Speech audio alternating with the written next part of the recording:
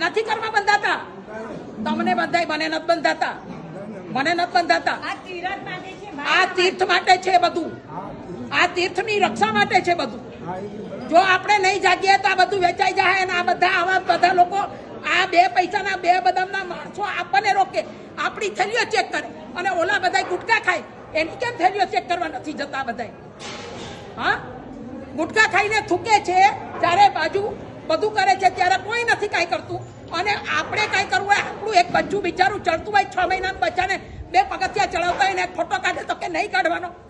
હા, અને આવા તમે હરામી લોકોને તમે ઓટીટી આપો છો, એને તમે છૂટ આપો છો. કેમ કે 45 લાખ રૂપિયા લઈ લીધા છે, એના ખાલી ફોટા પાડવાના 45 લાખ રૂપિયા લીધા છે આ લોકોએ. એટલે આ તો તમને બધું ખબર નથી બધાને.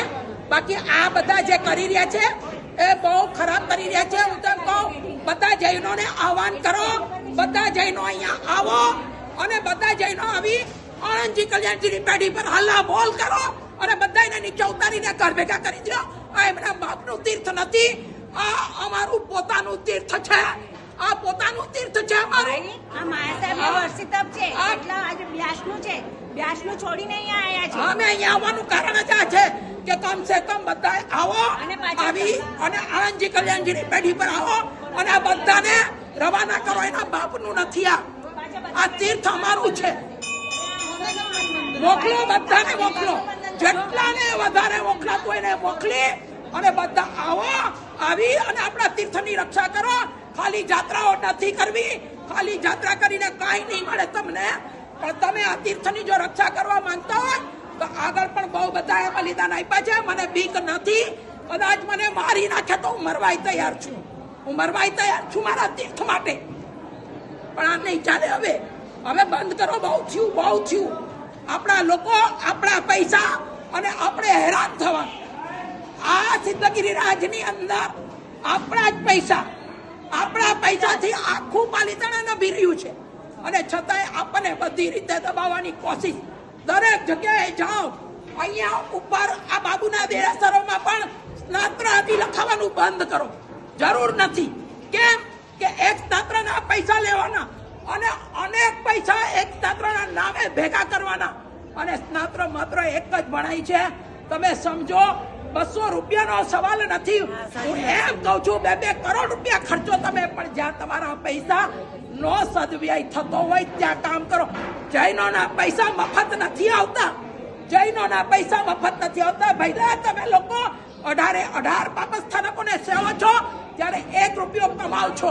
અને એ રૂપિયાનો જો આવો દુર્વ્યય થતો હોય તો તમે સમજો, તમે જાગો. તમે નહીં જાગો, તમને એમ લાગે કે અમને તો લાભ મળ્યો. શું લાભ મળ્યો તમને? હા, શું લાભ મળ્યો? અને વ્યક્તિગતો બક્ષિસ આપવાની બંધ કરો. વ્યક્તિગત બક્ષિસ આપવાની બંધ કરો. જરૂર નથી. એ લોકોને બધા જ કર્મચારીઓને બધાથી પગાર મળે છે.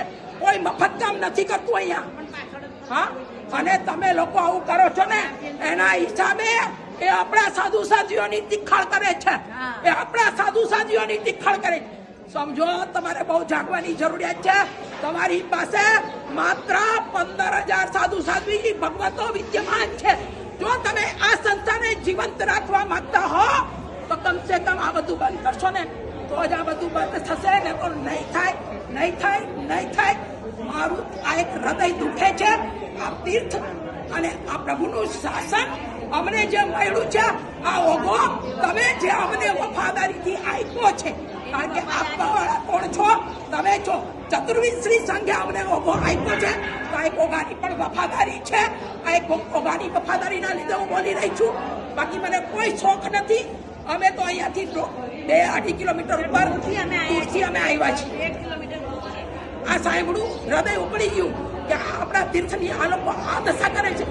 શેના માટે તમે લોકો હવે જાગો. ખાલી જાત્રાઓ કરવા ના